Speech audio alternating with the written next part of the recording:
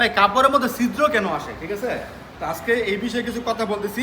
হ্যাঁ, অনেকে বলে যে ভাই কাপড়ের মধ্যে কাপড়ের একবার সাইডে কেন ছিদ্র হয়। ভাই একটু বলি আপনাদেরকে, ছিদ্র ছাড়া আপনি কোনো কালার মানে কাপড় পাবেন না। কেন জানেন? সামনে আসো।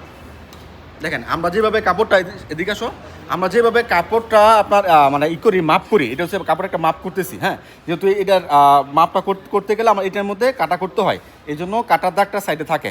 এটা প্রত্যেকটা কাপড়ের মধ্যে থাকবে, ঠিক আছে? শুধুমাত্র আমি না, মানে আপনার বাংলাদেশের যেই কোনো প্রান্ত থেকে কাপড় নেন, এই কাটার দাগ কিন্তু থাকবে, ঠিক আছে?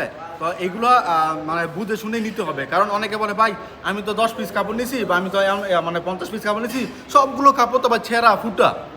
পরে পরবর্তীতে কল দেই বা এই ভিডিও কলে দেখান তো কী অবস্থা। পরে দেখা যায় এই মানে এই ছিদ্র, ঠিক আছে? প্রথমত এই ছিদ্র থেকে আপনার এতটুকু তো আমার কাপড় কেটেই ফেলে।